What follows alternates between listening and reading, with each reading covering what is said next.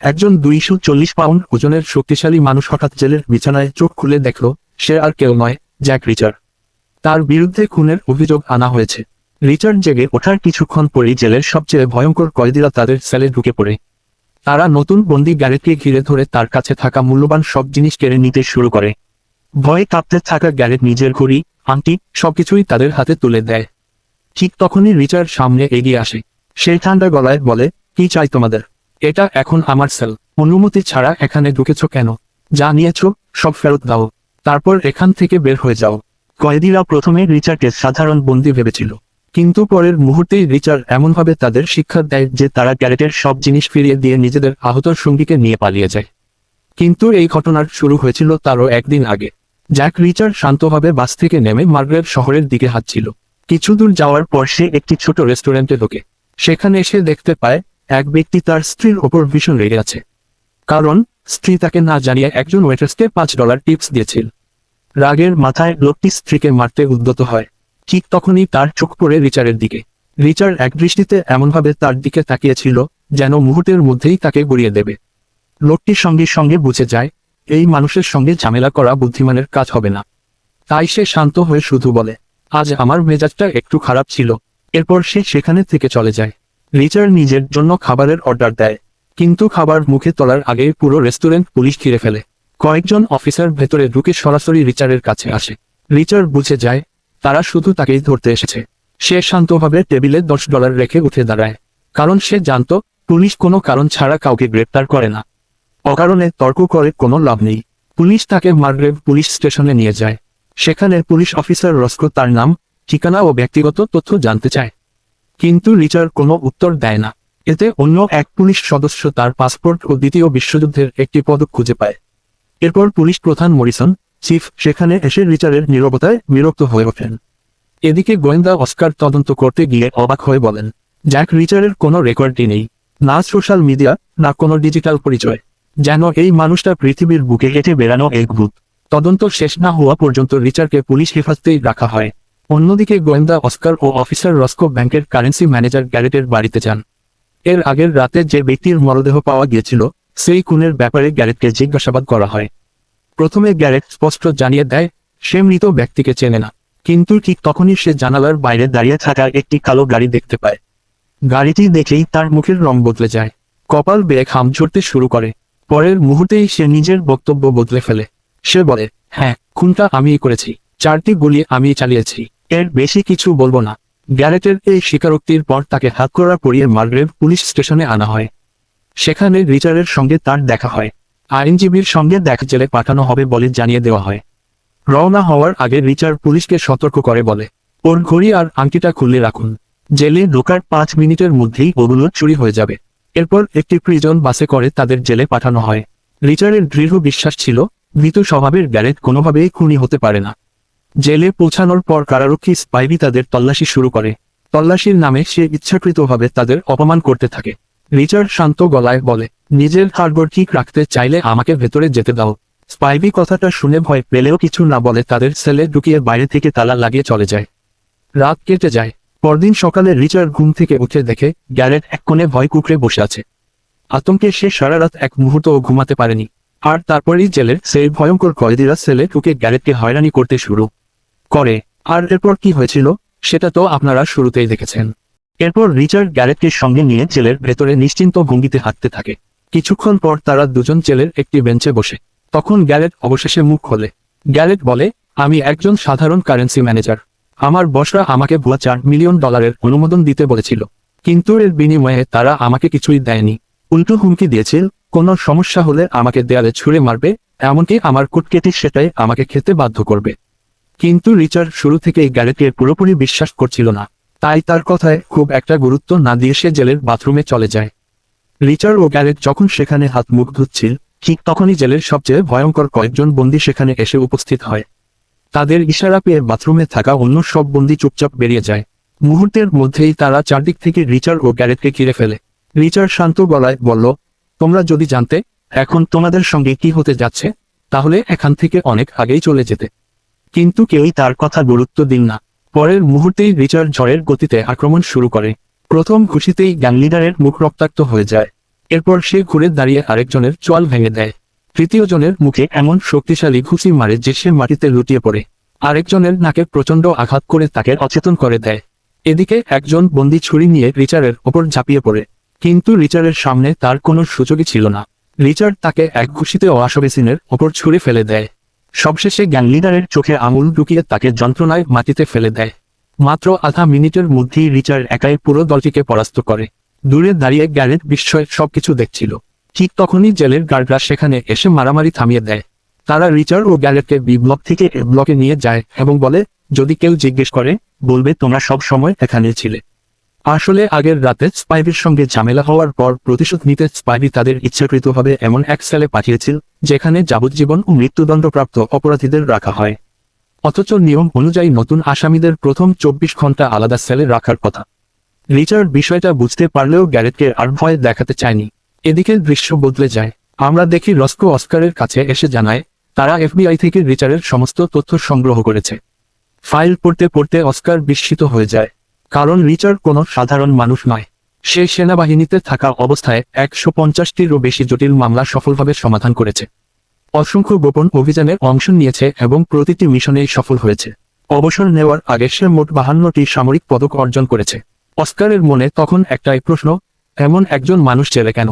এদিকে গ্যারেট আবার রিচার্ডের সঙ্গে কথা বলে। সে বলে, তুমি আমার জন্য যা করেছ তার বিনিময়ে আমি তোমাকে $1,00,000 দেব। রিচার্ড শান্তভাবে খাবার খেতে খেতে উত্তর দেয়, আমার টাকার দরকার নেই।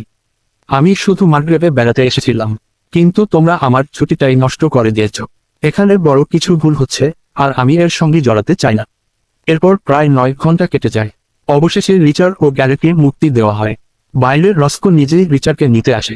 রস্কো জানায়, তোমার বিরুদ্ধে সব অভিযোগ তুলে নেওয়া হয়েছে, কারণ বাসের সিসিটিভি ফুটেজ প্রমাণ হয়েছে তুমি গতকালই বাসে করে মার্গ্রেভে এসেছিলে। এরপর সে বলে, আমাকে ক্ষমা করো, আমার কাজই এমন, প্রত্যেককেই সন্দেহ করতে হয়। বলো, তোমার জন্য কি করতে পারি? রিচার্ড হেসে বলে, বিশেষ কিছু না, শুধু আমার জন্য কিছু কাপড় কিনে দাও। রস্কো সঙ্গে সঙ্গে তাকে নিয়ে শপিং মলে যায় এবং নতুন পোশাক কিনে দেয়। পরে রিচার্ড বলে, আজকের বাকি সময়টা আমি মার্গ্রেভেই কাটাবো। আমার পাসপোর্ট আর টাকা এখনো তোমার কাছে আছে, সন্ধ্যায় এসে নিয়ে যাব। এই কথা বলে সে গাড়ি থেকে নেমে যায়। কিন্তু সে বুঝতে পারে শহরের সবাই যেন তাকে নজরে রাখছে, বিশেষ করে একটি কালো ফোর্ড F-150 সারাক্ষণ তাকে অনুসরণ করছে। রিচার্ডও বিষয়টি ভালোভাবেই বুঝতে পারছিল। সন্ধ্যা হলে রিচার্ড আবার থানায় ফিরে এসে নিজের পাসপোর্ট চাইতে চায়। ঠিক তখনই অস্কার এসে বলে, রিচার্ড, তুমি এখন কোথাও যেতে পারবে না। শহরের ব্রিজের নিচে আরেকজনকে খুন করা হয়েছে, আমাদের সঙ্গে মর্গে চল। রিচার্ড আর মার্গ্রেভে থাকতে চাইছিল না, কিন্তু পরিস্থিতির কারণে তার আর কোনো উপায় ছিল না। মর্গে পৌঁছানোর পর ডাক্তার চার্লি মৃতদেহের রিপোর্ট পড়ে শোনাতে শুরু করেন। তিনি বলেন, মৃত ব্যক্তি ল্যাটেক্সে অ্যালার্জিক ছিলেন এবং ডায়াবেটিসেও ভুগছিলেন। এই কথা শুনেই রিচার্ডের চেহারা বদলে যায়। সে সঙ্গে সঙ্গে মৃতদেহটি দেখতে চায়। মুখ দেখে সে বুঝে যায় এটি তার নিজের ভাই। সে অস্কারকে বলে, 8 বছর বয়সে তার ডায়াবেটিস ধরা পড়ে, 12 বছর বয়সে তার দাঁত দুর্বল হয়ে যায়, 14 বছর বয়সে তার ডান হাত ভেঙেছিল। অস্কার বিস্মিত হয়ে জিজ্ঞেস করে, এসব তুমি কিভাবে জানো? রিচার্ড উত্তর দেয়, কারণ সে আমার ভাই। এই কথা বলে রিচার্ড মর্গ থেকে বেরিয়ে আসে। পেছনে পেছনে অস্কারও বেরিয়ে এসে বলে, আমাকে ভুল বোঝো না, তুমি হঠাৎ মার্গ্রেভে এলে, আর যে ভাই কোনোদিন এখানে আসেনি তার লাশও এখানেই পাওয়া গেল। এটা শুধু কাকতালীয় হতে পারে না। রিচার্ড তখন প্রচণ্ড রেগে যায়। সে বলে, তোমার কাজ করো, যেটা তুমি ঠিকমতো পারো না। আমার পেছনে লেগে থেকো না, না হলে তোমার মুখ ভেঙে দেব। রস্কো দ্রুত দুজনকে শান্ত করে। পথে অস্কার আবার জিজ্ঞেস করে, এখন তুমি কি করবে? রিচার্ডের উত্তর ছিল একটাই, যারা আমার ভাইকে হত্যা করেছে আমি তাদের একজনকেও ছাড়ব না। প্রথমে সে এই ঘটনার সঙ্গে জড়াতে চায়নি, কিন্তু নিজের ভাইয়ের মৃত্যুর পর প্রতিশোধ নেওয়া এবং সত্য উদ্ঘাটন করাই এখন তার একমাত্র লক্ষ্য। পরের দৃশ্যে দেখা যায় রিচার্ড ও রস্কো গ্যারেটের স্ত্রীপলার বাড়ির উদ্দেশ্যে রওনা দেয়। এরপর রিচার্ড বুঝতে পারে শুধু সন্দেহ করলেই হবে না, প্রমাণও দরকার। তাই সে বাথরুমে যাওয়ার অজুহাতে পুরো বাড়িটি খুঁজে দেখতে শুরু করে। মাত্র 2 মিনিট পর সে বাইরে এসে রস্কোকে ডেকে নিয়ে যায়। রস্কো অবাক হয়ে জিজ্ঞেস করে, এত তাড়াতাড়ি ফিরে এলে কেন? রিচার্ড শান্তভাবে বলে, গ্যারেটের জুতোর ভেতরে আমি এক ধরনের ঘাস পেয়েছি। আমাকে সেই জায়গায় নিয়ে চলো যেখানে তোমরা আমার ভাই জোর মরদেহ পেয়েছিলে। দুজন ঘটনাস্থলে গিয়ে একই ধরনের ঘাস খুঁজতে শুরু করে। কিছুক্ষণ পর সত্যিই তারা সেই একই ঘাস খুঁজে পায়। তখনই রিচার্ড নিশ্চিত হয়ে যায় তার ভাই জোকে হত্যা করার সময় গ্যারেট সেখানে উপস্থিত ছিল। এই সত্য জানার পর রিচারের ভেতরের রাগ আরো বেড়ে যায়। তাই সে একা একটি মোটেলে গিয়ে থাকতে শুরু করে। রস্কো তাকে অনেক বোঝানোর চেষ্টা করলেও সে কারো কথা শুনে না। কিন্তু রস্কো তাকে একা ছাড়ে না। ঠিক তখনই কয়েকজন গুন্ডা রিচারের সামনে এসে দাঁড়ায়। তারা তাকে অপমান করতে শুরু করে। রিচার প্রথমে কোনো ঝামেলায় যেতে চায়নি, কিন্তু গুন্ডারা থামেনি। এরপর মাত্র 10 সেকেন্ডের মধ্যেই রিচার তিনজনের হাত পা ভেঙে মাটিতে ফেলে দেয়। শেষ গুন্ডাটি প্রাণভিক্ষা চাইতে শুরু করলে রিচার তাকে ছেড়ে দিয়ে নিজের মোটেলের দিকে চলে যায়। দূর থেকে পুরো ঘটনাটি দেখছিল রস্কো। প্রথমবারের মতো সে রিচারের আসল শক্তি নিজের চোখে দেখে স্তব্ধ হয়ে যায়। তার মনে একটাই প্রশ্ন, মার্গারেট শহরে আসলে কি ভয়ঙ্কর ঘটনা ঘটছে। সেই রাতেই দৃশ্য পাল্টে যায়। 4 জন রহস্যময় ব্যক্তি পুলিশের প্রধান চিফ মরিসনের আপনার স্ক্রিপ্টে ডাস্টিন বাড়িতে ঢুকে পড়ে। এরপর দৃশ্যটি কেটে যায়। পরদিন সকালে পুরো বাড়িটি পুলিশে ঘিরে ফেলে। রিচার, রস্কো এবং ডিটেকটিভ অস্কার ঘটনাস্থলে পৌঁছে যায়। অস্কার রিচারকে ভেতরে যেতে নিষেধ করলেও সে কারো কথা শোনে না। ভেতরে ঢুকেই সবাই এক বিভৎস দৃশ্য দেখে। পুলিশ প্রধানকে নির্মমভাবে হত্যা করে 6টি পেরেক দিয়ে দেয়ালে ঝুলিয়ে রাখা হয়েছে। ফরেনসিক টিম মরদেহ পরীক্ষা করার সময় বুঝতে পারে তার শরীরের অনেক হাড়ি নেই। তখনই রিচার বলে ওঠে, গ্যারেট আমাকে বলেছিল ওদের হাড় ভেঙে গুঁড়ো করে খাইয়ে দেওয়া হয়। পোস্টমর্টেমে তার পেটের ভেতরেই সেই হাড়গুলো পাওয়া যাবে। বাইরে বেরিয়ে রিচার অস্কার ও রস্কোকে বলে, এটা গ্যারেটের মালিকদের কাজ। চিফও তাদের হয়ে কাজ করছিল। সে কোনো ভুল করেছিল, তাই তাকে সরিয়ে দেওয়া হয়েছে। কিন্তু আমি জানি তোমরা দুজন তাদের সঙ্গেই জড়িত নও। এরপর রিচার নিজের আসল উদ্দেশ্যের কথা জানায়। সে বলে, আমি এখানে এসেছি আমার ভাই জোরডাকে। সে মার্গ্রেভের বিশাল দুর্নীতির বিরুদ্ধে গোপনে তদন্ত করছিল। একদিন সে আমাকে একটি কোডওয়ার্ড পাঠিয়েছিল। আমি বুঝেছিলাম আমার সাহায্য দরকার, তাই পরদিনই আমি এখানে চলে আসি। কিন্তু ততক্ষণে আমার ভাইকে হত্যা করা হয়েছিল। এরপর সবাই মিলে পাওলা ও তার 2 সন্তানকে নিরাপদ স্থানে পাঠানোর প্রস্তুতি নিতে শুরু করে। কারণ রিচার বুঝতে পারে গ্যারেট ধরা পড়ায় এবার তাদের জীবনও ঝুঁকির মধ্যে। ঠিক তখনই রিচার লক্ষ্য করে বাড়ির বাইরে একটি কালো গাড়ি অনেকক্ষণ ধরে নজরদারি করছে। সে সবাইকে দ্রুত বের হতে বলে। বাড়ি থেকে বের হওয়ার সময় কালো স্যুট পরা একজন লোক সামনে আসে। রিচার সঙ্গে সঙ্গে রস্কোর বন্দুক তাক করে। লোকটি শান্তভাবে বলে, ভয় পাবেন না, আমাকে ডিটেকটিভ অস্কার পাঠিয়েছেন। আমি FBI এজেন্ট পিকার্ড। এখন থেকে পাওলা ও তার সন্তানদের নিরাপত্তার দায়িত্ব আমার। এরপর রিচার্ড গ্যারেটের গাড়ি নিয়ে স্পাইভিকে ফোন করে। অস্কারের পরিচয় দিয়ে সে বলে, আমি ডিটেকটিভ অস্কার, তদন্তের ব্যাপারে তোমার সঙ্গে জরুরি কথা আছে। নির্ধারিত জায়গায় পৌঁছাতেই স্পাইভি হেসে বলে, তুমি নিজেকে খুব চালাক ভাবছো, আমার বস তোমাকে ছেড়ে দেবে না। এরপর সে একটি সংকেত দেয়। সঙ্গে সঙ্গে 2 বন্দুকধারী মেক্সিকান এসে রিচার্ডকে ঘিরে ফেলে এবং তাকে ডিকির আস্তানায় নিয়ে যায়। ভেতরে ঢোকার আগেই রিচার্ড তাদের মনোযোগ অন্যদিকে ঘুরিয়ে দেয়। সুযোগ বুঝেই সে হঠাৎ আক্রমণ করে, একজনকে মাটিতে ফেলে দেয় এবং অন্যজনের বন্দুক কেড়ে নেয়। এরপর শুরু হয় দুর্দান্ত হাতাহাতির লড়াই। ডিকি ছুরি নিয়ে রিচারের ওপর ঝাঁপিয়ে পড়ে এবং প্রচণ্ড জোরে হেডবাট মারে। কিন্তু রিচারও পাল্টা এমন শক্তিশালী হেডবাট দেয় যে ডিকি প্রায় অচেতন হয়ে পড়ে। ঠিক তখনই পুলিশের সাইরেন শোনা যায়। নতুন ঝামেলায় জড়াতে না চেয়ে রিচার্ড দ্রুত জঙ্গলের দিকে পালিয়ে যায়। আর এখানেই শেষ হয় এই দুর্দান্ত সিনেমার প্রথম পর্ব।